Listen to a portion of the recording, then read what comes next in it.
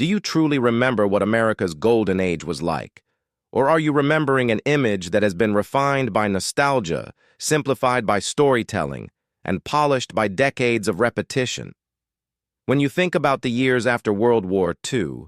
do you see factories roaring with productivity, suburban streets stretching endlessly under open skies, families gathered around glowing television screens in quiet living rooms, and a nation that seemed absolutely certain of its direction and destiny? Or, are you recalling a collective memory shaped more by sentiment than by structural reality?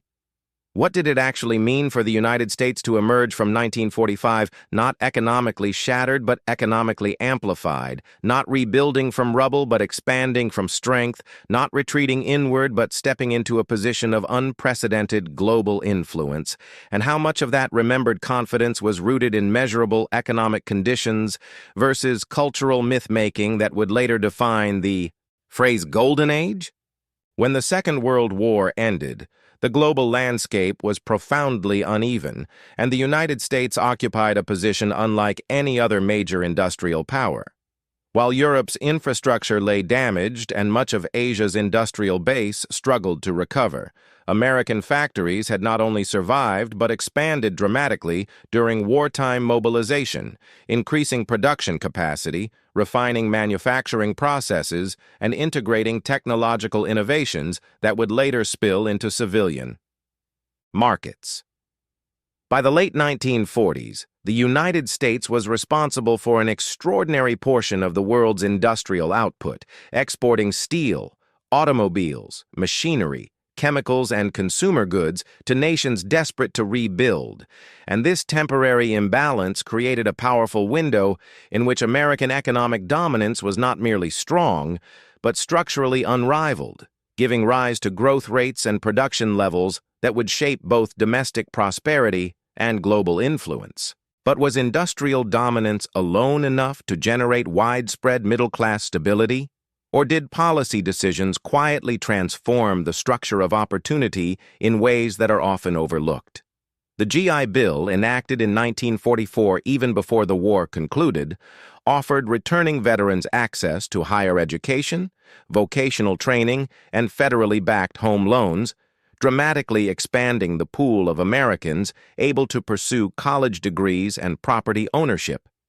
Universities saw surges in enrollment as millions of veterans entered classrooms that had previously served smaller and more elite populations, and this educational expansion did not merely raise individual income prospects, but redefined higher education as a gateway to middle-class identity, while accessible mortgages accelerated suburban construction and embedded home ownership into the economic aspirations of millions, reinforcing a feedback loop in which education, property, and stable employment supported one another. As suburban neighborhoods multiplied across the American landscape, particularly in rapidly growing regions, a new spatial and cultural model of life began to solidify, characterized by single-family homes, private lawns, automobile dependency, and a physical separation from urban industrial centers that symbolized both safety and aspiration. Developments such as Levittown applied mass production principles to housing construction, building thousands of similar homes at remarkable speed and relatively affordable prices, while the expansion of highway systems, later formalized through the Federal Aid Highway Act of 1956, connected these residential zones to employment hubs and reshaped commuting patterns, consumer habits, and even retail geography, fostering a decentralized form of growth that would define mid-century American living and reinforce the idea that prosperity could be spatially organized and widely accessible. Inside these homes, prosperity manifested in tangible and measurable ways, as rising real wages, comparatively low unemployment, and expanding access to consumer credit allowed families to purchase goods that symbolized comfort and modernity, including refrigerators, washing machines, vacuum cleaners, televisions, and increasingly affordable automobiles. Median family income rose substantially in real terms between the late 1940s and early 1960s. Poverty rates declined relative to pre-war decades, and consumer spending became a driving force of national growth, while the baby boom that began in 1946 reflected demographic confidence as millions of Americans married younger and had more children, suggesting that long-term expectations about stability and upward mobility were deeply embedded in personal decision-making during this era. Yet, was this prosperity as universal as memory sometimes suggests? Or did structural inequalities limit access to its benefits? Labor unions represented a significant share of the workforce and successfully negotiated wage increases and benefits for many industrial workers, contributing to purchasing power and income stability. But the immediate post-war years also witnessed major strikes as industries transitioned from wartime production to civilian markets, revealing tensions beneath the surface of expansion.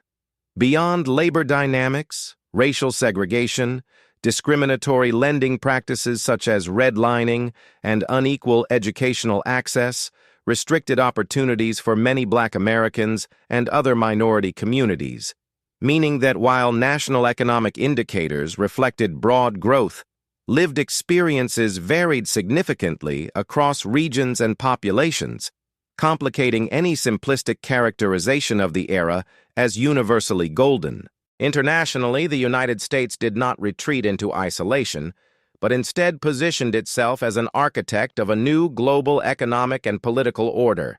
investing billions of dollars through the Marshall Plan to rebuild Western Europe, stabilizing allied economies while simultaneously creating markets for American goods and strengthening geopolitical alliances during the early Cold War. This strategy intertwined economic assistance with strategic influence, reinforcing America's leadership, role in emerging institutions, and shaping global trade patterns, while rising tensions with the Soviet Union fueled sustained defense spending and technological competition that would later culminate in the space race, embedding scientific advancement and military readiness into the national narrative of progress and reinforcing the perception that American leadership extended beyond economics into innovation and global security. Domestically, infrastructure expansion reinforced this momentum as the development of the interstate highway system facilitated commerce, connected regions, and stimulated industries ranging from construction to automotive manufacturing and petroleum distribution, while corporate enterprises grew into multinational organizations capable of operating across borders, integrating supply chains, and expanding brand presence worldwide. Financial systems evolved alongside these changes, embedding the United States more deeply into global economic networks and reinforcing its central role in trade and currency stability. And for many Americans, this combination of visible construction, rising consumption, corporate growth, and international prominence reinforced a belief that the nation had entered not merely a period of recovery, but a sustained era of structural strength. However, historical perspective requires recognizing that these extraordinary conditions were partially shaped by a temporary absence of fully rebuilt competitors, because as Western Europe and Japan modernized their industries and re-entered global markets in the late 1950s and 1960s, competition intensified, and the unique imbalance that had favored American manufacturing gradually narrowed.